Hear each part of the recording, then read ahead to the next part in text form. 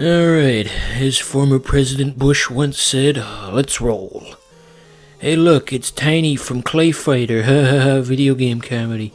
Anyway, so this Let's Play now represents a very important whatever, because it serves as an important look back on a time when Square wasn't evil. Because I'm sure you've heard in the news that Square Enix has gotten on the selling people JPEGs train, and that is just horribly unfortunate.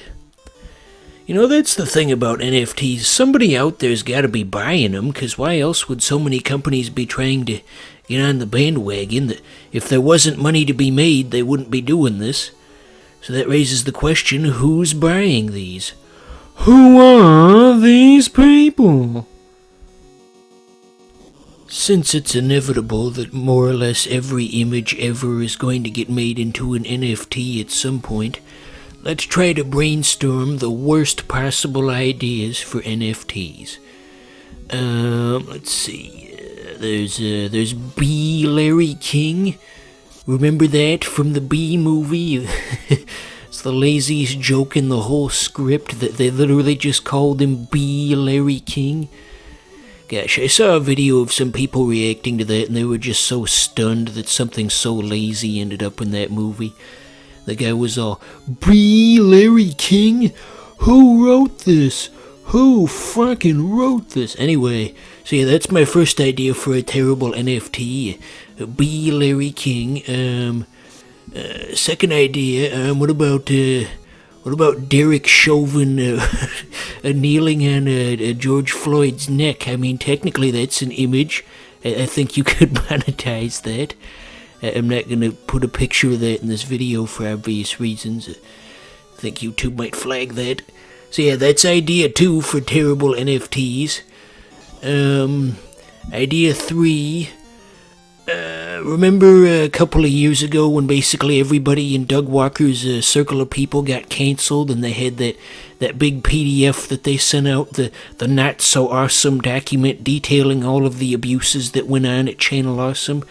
Well, yeah, just take the first page of that document and take like a screen cap of that, and then you could make that into an NFT. And who would buy that? Anyway, so those are my top 3 ideas for terrible NFTs, and they will happen so long as there's money to be made. Every image out there will be monetized somehow, because that's just the world we live in.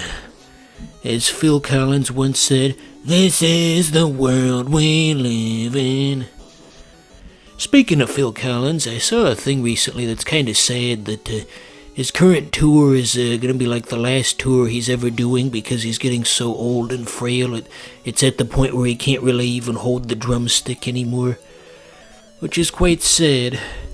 I grew up with all this 80s and 90s media and the radio and television and such, and that era is coming to an end.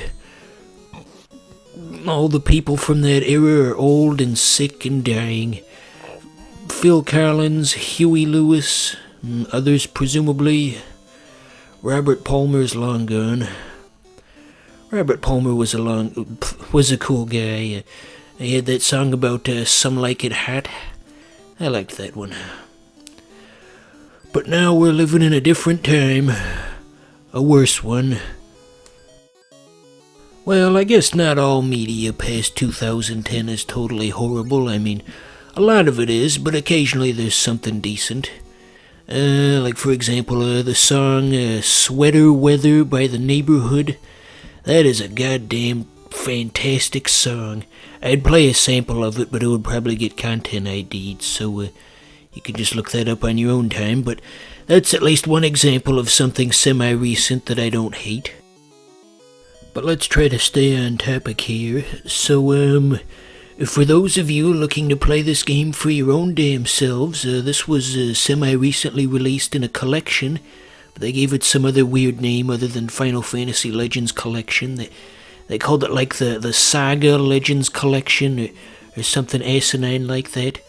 But anyway, yeah, this game and Final Fantasy Legends 1 and other games presumably were re-released in a compilation on the Switch, if you want to go that route. I mean, if you're not a cool badass like me who has a Super NT and a Super Game Boy who can do it that way, then I guess the Switch would really be your best course of action. Even though I have the Super NT and the Super Game Boy, that's not how this series is being recorded, though. I'm just using Gambetta for the sake of having a more smooth recording setup and just having everything be within the ecosystem of my computer and less stuff to set up. Since I've got the actual game, it's okay to use emulators after all. That's the code of conduct. Just don't listen to those chodes on Twitter. All emulation is evil. They don't know. To all the anti-emulator people out there on the internet, understand that you're not gonna win a medal for missing out on everything cool. You're literally missing out on like 60% of all of gaming for no reason. There's nothing to gain from this. Shigeru Miyamoto isn't gonna come to your house and shake your hand for not playing fucking Mario 64. It's not like he cares that some 22-year-old in Kansas is playing Mario 64 on Project 64 instead of playing it in that shitty compilation Nintendo put out that you can't even buy anymore. You don't have to play by the game company's stupid made-up rules. Be your own you. You're an individual who can make decisions for yourself. Don't be a slave to the corporation. Don't ever let it get to the point where you're 25 years old and you've never played a SNES game in any capacity. You deserve better than that, viewer. You deserve better than that. Anywho, this probably isn't the best time to bring this up, seeing how we're almost 70% of the way through the episode, but I've been working on a new Let's Play intro for my show here. You want to hear it? I'll play a sample of it. Hello, this is H.C. Bailey, and welcome back to Let's Play Final Fantasy Legend 2! Nah, no disrespect to you, H.C. Bailey. You're a cool guy. Although if you're watching this by some miracle, I do have some advice, take it or leave it. I think custom thumbnails would be a good decision for your channel. I mean, you've been making Let's Plays for over a decade and you're still using YouTube's auto-generated thumbnails.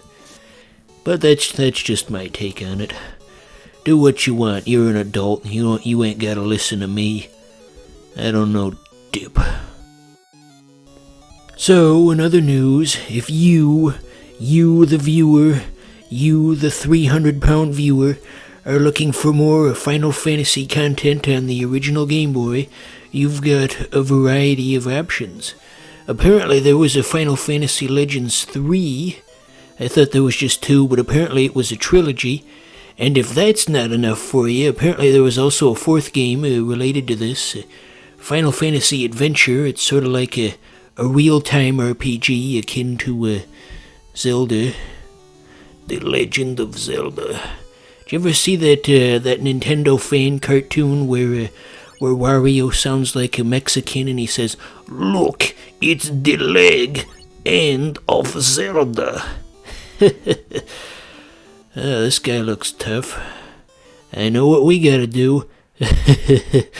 Just in case. So, again, there's sort of a Eastern mythos inspired imagery here. The character with the multiple arms, just like we saw in Silo Sybil a couple episodes ago. It's a recurring theme. Yeah, how about that? Alright, here we go. Let's kick his ass.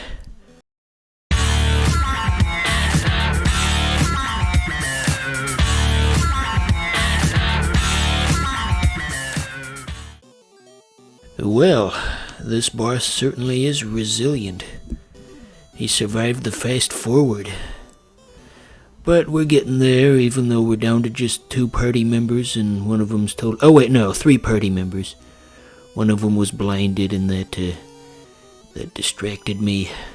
Yeah, I don't know how to fix that. I don't think the game ever prescribed a cure for blindness. But it doesn't matter now. There he goes. Somebody with editing talent can superimpose a South Park explosion over him. So yeah, I think this is a good place to stop the Let's Play. I mean, it's not the end of the game, but I feel like this boss was a good bookend for what we've been doing for the past 6 episodes. At this time, WMTV, Madison, Wisconsin, now concludes its broadcast day and permanently ceases analog transmissions to southern Wisconsin.